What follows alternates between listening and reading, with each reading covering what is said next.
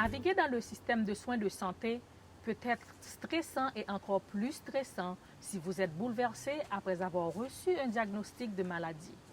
Pour bien défendre vos intérêts, il est important que vous compreniez vos droits et vos responsabilités en tant que patient. Vos responsabilités comprennent ce qui suit.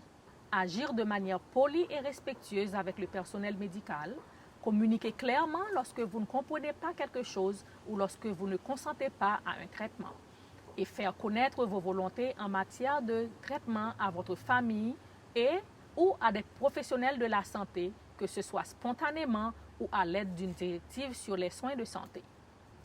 Une directive sur les soins de santé est un document juridique qui vous permet de faire connaître vos volontés en matière de soins de santé. Ce document entre en vigueur lorsque vous perdez la capacité à communiquer ou à prendre des décisions en matière de soins de santé.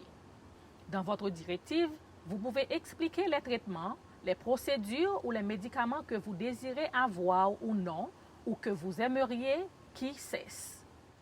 Quand vous aimeriez mourir d'une mort naturelle, ou quand votre directive sur les soins de santé entre en vigueur, et toute autre directive que vous désirez communiquer concernant vos soins. Une directive vous laisse aussi nommer un ou des mandataires. Un mandataire est une personne que vous nommez pour prendre des décisions en matière de soins de santé à votre place lorsque vous ne pouvez pas le faire, par exemple lorsque vous êtes inconscient ou si vous êtes frappé d'incapacité mentale. Il est bon de discuter de vos valeurs, de vos croyances et de vos souhaits en matière de soins de santé avec votre mandataire et de vous assurer qu'il est prêt à accepter la responsabilité de prendre des décisions en matière de soins de santé pour vous. Vous pouvez nommer plus de mandataires, mais peu importe le nombre de mandataires que vous nommez, assurez-vous de nommer un mandataire suppléant. Si votre mandataire doit cesser d'assumer son rôle de manière imprévue, son suppléant peut le remplacer.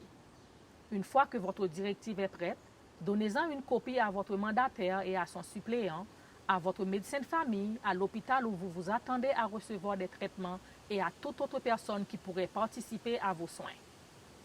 Imaginons un scénario où vous êtes incapable d'exprimer vos volontés. Votre professionnel de la santé doit alors trouver une personne qui pourra décider en votre nom. La Consent to Treatment and Healthcare Directives Act, loi sur le consentement au traitement et les directives relatives aux soins de santé, détermine comment les professionnels de la santé choisissent cette personne. Dans l'ordre, voici les personnes choisies.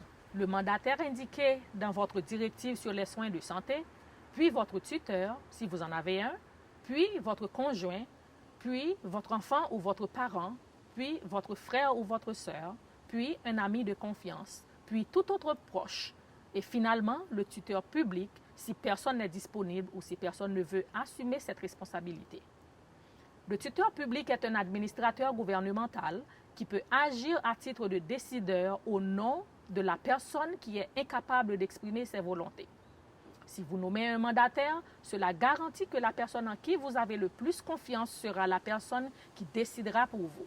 La directive sur les soins de santé permet à la fois à votre mandataire et à votre professionnel de la santé de comprendre ce que vous auriez voulu. Saviez-vous que les professionnels de la santé doivent s'assurer qu'ils ont obtenu votre consentement à chacune des étapes? Donner son consentement signifie dire oui de manière formelle ou sous-entendue lorsque vous comprenez parfaitement ce que l'on vous demande et que vous comprenez parfaitement les conséquences de la décision. Vous pouvez changer d'idée aussi. Par exemple, vous pouvez consentir à une série de traitements de chimiothérapie, mais vous pouvez refuser de consentir à une autre série. Vous avez le droit de choisir ou de refuser un traitement, même si vous pourriez en mourir.